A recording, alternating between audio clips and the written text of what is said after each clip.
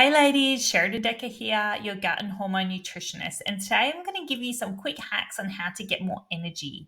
So, some of the biggest complaints I get from women are usually around gut health stuff like bloating, but the big ones usually come down to fatigue. I'm waking up tired, or I'm sleeping all night, I'm still tired, or I'm not sleeping very well, which is impacting my energy day to day, or I'm feeling really burnt out. So, how can we increase your energy? Because this is going to make everything so much better. You're going to show up better at work. You're going to get more done on your side projects and hobbies. You're going to be able to exercise more consistently. You're going to see better results in the gym. You're going to have time to meal prep. You're going to feel like meal prepping.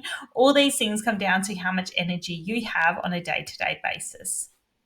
So I think we can't talk about energy without talking about carbohydrates. So we need to get quality carbohydrates into our diet so that we can produce enough energy. Now, a lot of women cut carbs out of their diet. That is not the way I work. Sometimes in an elimination phase, we may want to remove them temporarily, but ultimately, we want you eating a healthy dose of carbs each day. And that can look anywhere from 50, 60, 70, 80 grams of carbohydrates in a meal.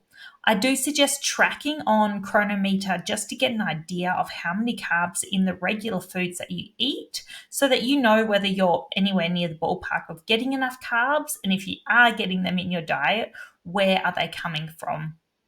I like to get them from fruit, potatoes, rice, honey. Those things are kind of my favorite carbohydrate sources. Usually, gluten free options like rice or buckwheat or fruit tend to be better and less processed than some of your gluten containing grains, but this is not always the case. How much carbs is the big question I get. So it depends on how much you're working out, but pre and post workout, you like to get what I call a 1-to-2 ratio of protein to carbohydrates in your diet. So if you're having a smoothie that's got 30 grams of protein in it, try to get 50 to 60 grams of carbohydrates in that smoothie as well. So adding fruit, adding dates, adding honey to really bump up those carbohydrate sources. If you're having a meal with steak in it and that's got 40 grams of carbs in it, try and aim to that 40 grams of protein in it, try to aim to that 70 to 80 grams of carbohydrates in that meal.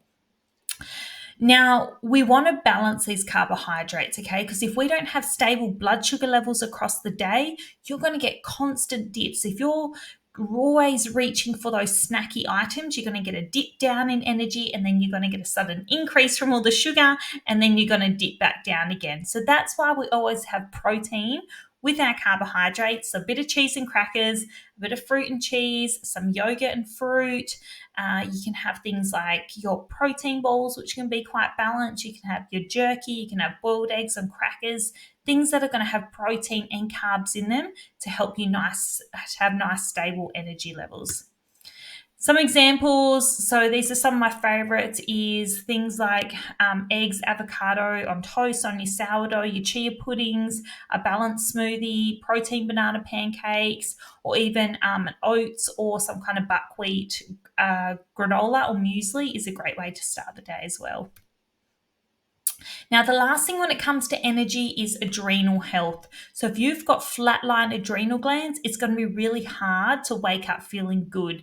Even if you're eating really well, we do need to support that adrenal output of cortisol to help you feeling good day to day. So I always get my clients to test first, and then we can see what's causing you to have adrenal burnout. Is it your lifestyle?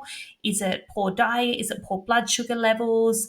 What's going on with that so that we can then address the root cause and support those adrenal glands with adaptogens or herbs or diet or minerals or nutrients to help you produce more cortisol so that you actually feel energized on a day-to-day basis and don't wake up feeling exhausted or get to 1-2 o'clock and feel absolutely exhausted.